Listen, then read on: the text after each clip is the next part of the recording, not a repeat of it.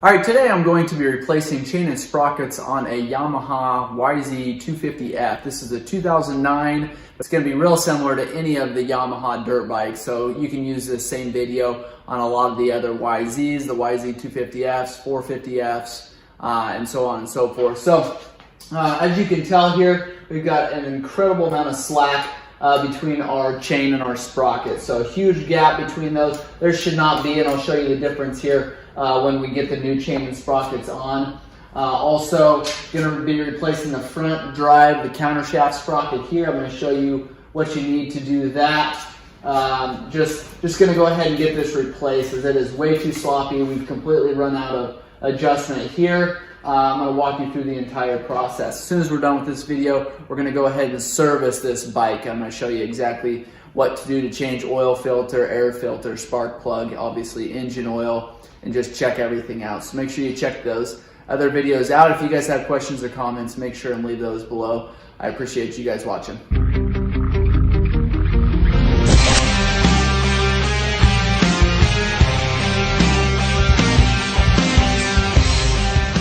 So the first thing we're going to do is obviously get the back tire up off of the ground. We're going to go around to the other side. We're going to loosen up the axle. That takes an 1.25 inch socket. That's a larger, if you're using a socket, it's a larger, a lot of times going to be the 1/2 inch drive, 1.25 inch socket. We're going to go ahead and remove that. It is a lock nut, which means it's got a mechanism on there that's actually going to lock that so it won't come loose. But you do want to make sure you get that torque to the proper torque dimension, and I'll get you that here in the video description. You also want to do the same thing on here. On the front one, they've actually got a little locking washer right here. So we're going to take and tap with a screwdriver and a hammer, tap this locking washer into, tap it flat so we can get that nut off there. That's what holds that nut on there from spinning off. So I'm going to go around to the other side, remove that axle bolt. All right, we have that axle bolt removed, as well as the washer, as well as the little axle block. Now the next thing I'm going to do is grab a small hammer. I'm going to turn this to a place that I can see it because I don't want to cover up the video. We'll grab a flat screwdriver, tap on this little tab here, flatten this out. All right, once we get that flat, we can take, it's an 1 1/16 drive. If you're using standard, otherwise you can use a metric. Spin that off of there, not too difficult. You do want to make sure you keep watch out for this washer here so it doesn't go missing. You also want to make sure that when you're going back together, clean these threads up a little bit. You can see that it gets rusty in there. It's also got a cup in here, and that's what holds that sprocket on all the way. So you want to make sure that you use a special nut for this. Make sure that that's all cleaned up before going back together. Also going to use thread lock. Also going to make sure that we torque those down.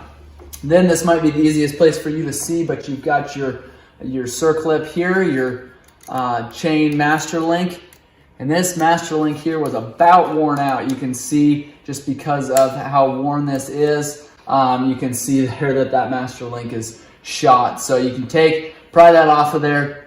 There you go there. Make sure you pay attention to which end is closed. You want that closed end going this way, so it's going to sit in that position there. You see this is opened up. You want to make sure that you get that going in the right way. Now we can take and remove this plate. And then we're going to have to turn our chain a little bit to pull this master link the rest of the way out. So we're going to put our kickstand down, not because we're afraid the bike's going to fall over, because that's not going to do us any good. Get a screwdriver in there and pry this out. Now this chain is not an O-ring chain. It's a standard chain. So you guys are probably wondering what the difference is. Main difference is our price for one. Second, I'll show you our new chain here has got a large gap in between the center links here and the outer links. That's because there's O-rings in there. O-ring chain typically lasts longer. A lot of times guys, if they're racing, will use a standard chain. They won't use the O-ring chain because there is a little bit more drag.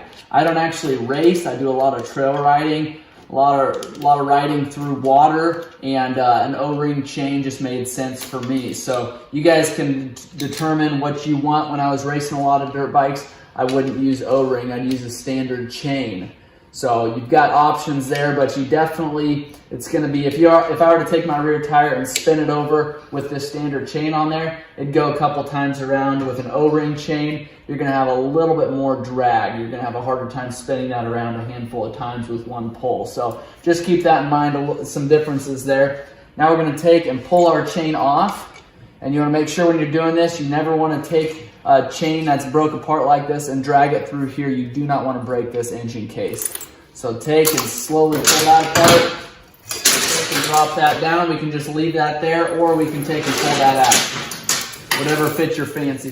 This chain is actually complete garbage. I mean, this thing is like toast.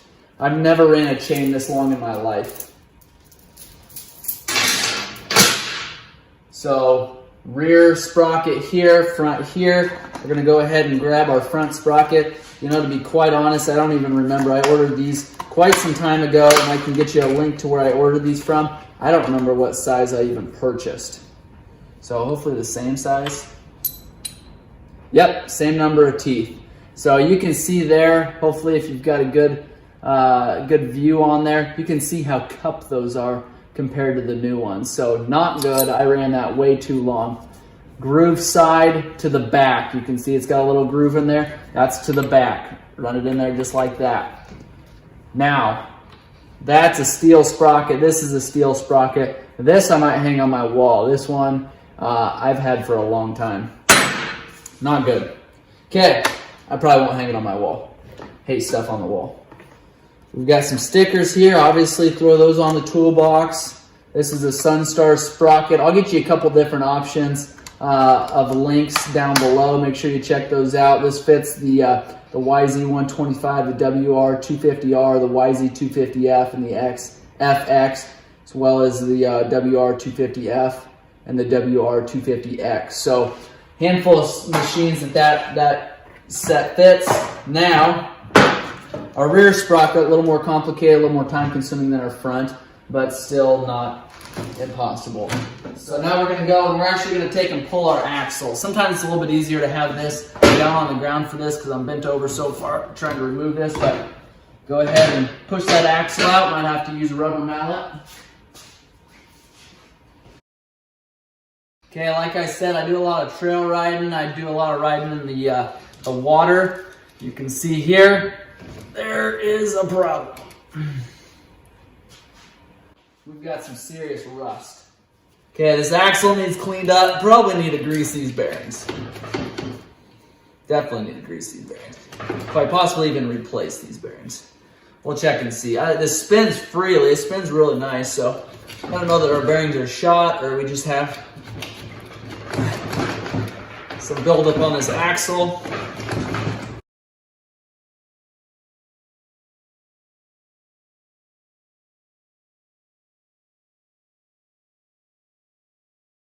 Well, at one time it was greased. Grease definitely should have been replaced at some point. You can see how difficult this axle is to get out of there. There we go. Got it out of there. That needs some serious cleaning up. So I'm gonna go ahead and pull this wheel completely off here, slide it back, slide it out of the caliper. There is the wheel there. Our bearings actually feel good. So that's a good thing.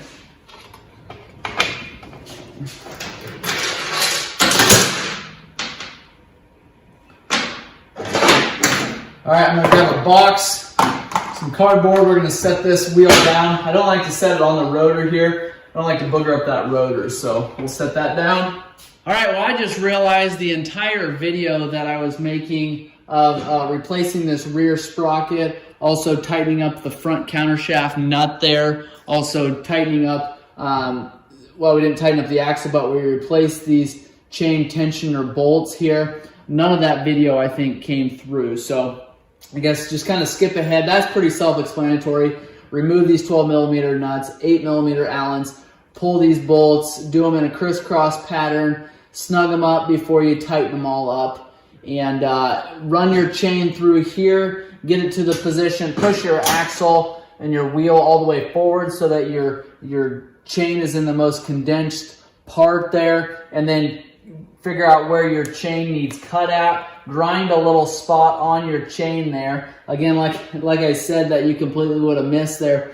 This rivet here is smashed on there. So to use a chain breaker like this, you're probably going to end up, you very well could end up breaking your rivet remover here, or your pin remover, because of how that's in there. So I take a grinder, grind that pin down there so it's flush with your link, and then now we can take and put our rivet tool, rivet remover on there and push that through it much easier. So again, I'm gonna have a link for these below. Make sure you pick up this tool before you start your project, otherwise you're gonna be stopping mid-project to get one ordered. So make sure you do that.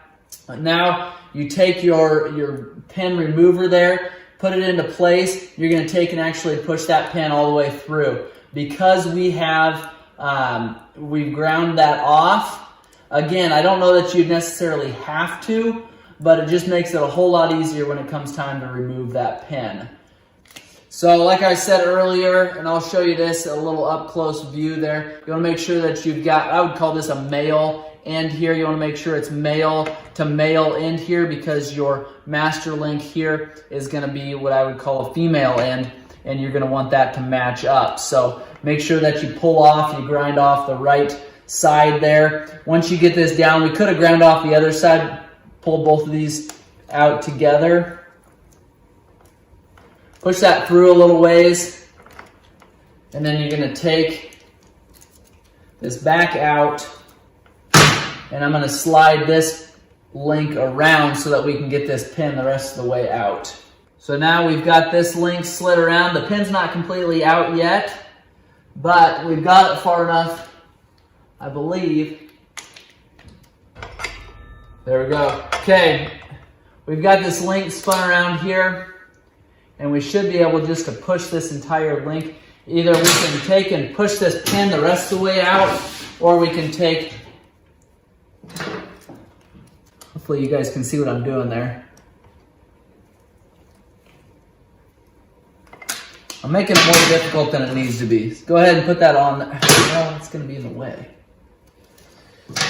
Goodness gracious, now I'm working against the tire there. I should just pull this chain off. Got sticky fingers from this chain lube. Okay, we got it pushed out far enough. Now we can take and remove that link. So what I'm doing here is I need both of these sides to match up. Hopefully you can see that there clearly. So now we've got our master link. I'm gonna take our master link, and I don't think I said it in this video, I think I said it in the video that didn't actually record, but you wanna make sure you know what type of master link you're getting. There is a rivet style, and then there's a clip style. This is the clip style, and anybody can do that. You don't need a special tool. I'll show you the special tool that you're gonna need. I'll put a link up there if you get the rivet style. So just a different style you just need a different tool when you do the rivet style. So the nice thing about the master link, you can take and pull this off. You can cut it. If you, for whatever reason, mess up, take it off, redo it, reuse it. On the rivet style, you can't reuse them. So now what you're gonna do is put a little of this O-ring lube on there. You're gonna put your O-rings in. If you forget your O-rings here, this is going to be your weakest link, literally. So put that on. I think I have a special tool to crimp these together. I better double check, but you can actually just use vice grips. And then again, I said this earlier, you want to make sure your clip here goes closed position, the direction that your chain is spinning. So closed position towards the front when you're on top there. I'm going to grab either my tool to clamp that together or vice grips.